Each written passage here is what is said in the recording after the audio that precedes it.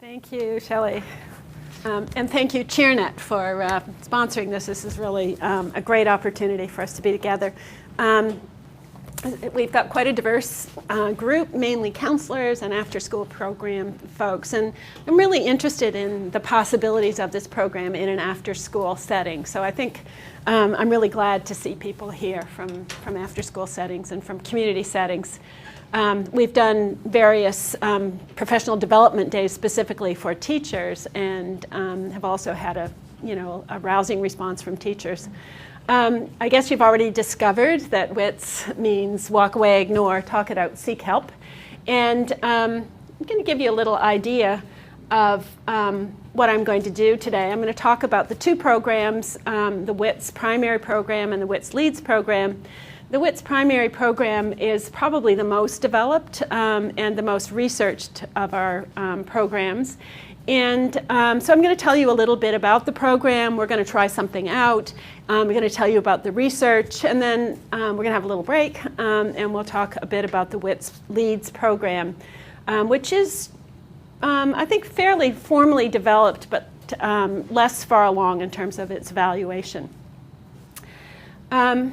So the WITS program is a partnership program of the Rock Solid Foundation, the Center for Youth and Society, and the School District 61.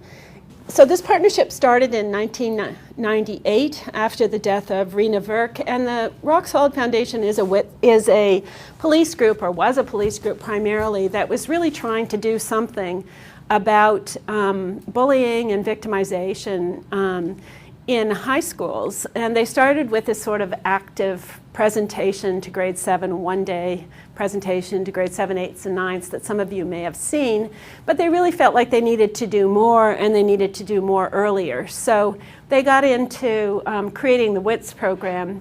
Judy Stevenson was one of the leaders of doing that. She's at Eagle Vale School. And we came in a little bit later, not much later, to really consult around the evaluation of the program and the development of the materials, and to really think about how to make it developmentally appropriate. I'm a developmental psychologist. I've worked at UVic since 1997, have a small practice in Oak Bay, mainly seeing kids with anxiety and depression. I know bullying goes forward to young adulthood, bullying in high school. And so we are very much working on the young end of the spectrum at the moment. Just to give you a sense of this program's reach, we have many, many funders now in the Greater Victoria community.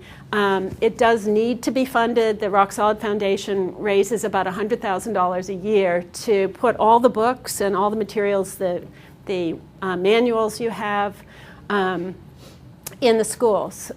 So for local schools, it hasn't really cost them anything, except they have to sign up every year with $100 membership to just tell Rock Solid that they're continuing their interest in the program and they continue to want to be part of it.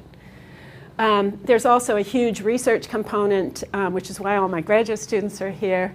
And we've been extensively funded by Canadian Institutes for Health Research, Social Sciences and Humanities Research Council of Canada.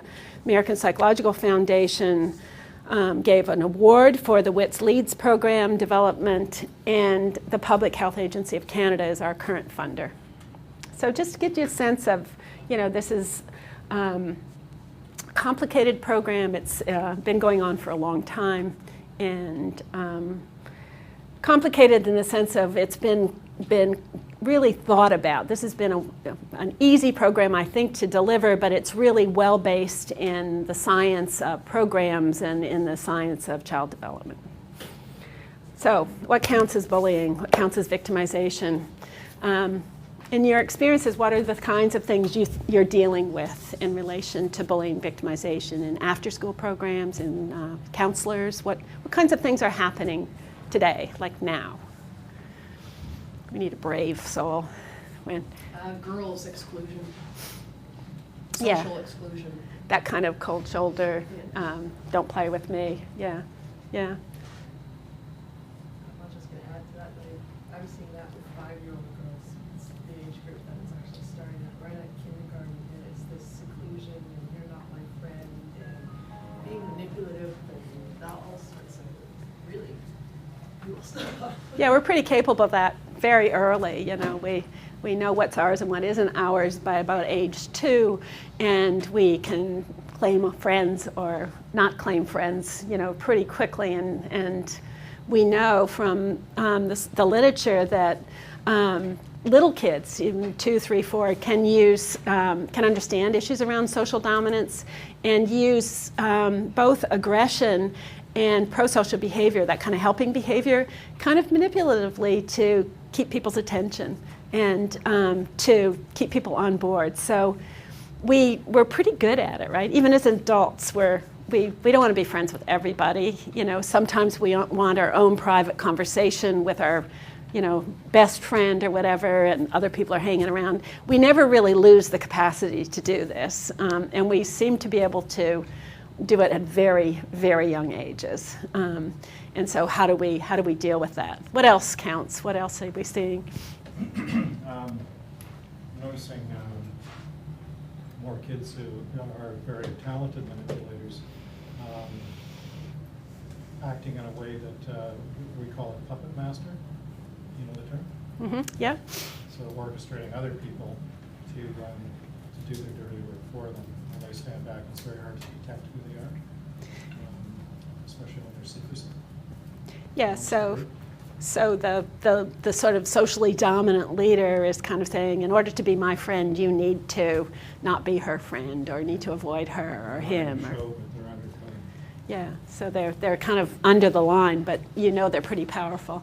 And often those girls and boys are extremely competent socially, so they have high levels of social competence in order to know how to make people feel bad, right? In order to know what your emotions, what your inner world is like. And whether they do it consciously or unconsciously, they seem to be really good at manipulating people's emotions. So how do we shut those down? How do we deal with the fact we don't even know half of these kids, the sort of leaders of these things?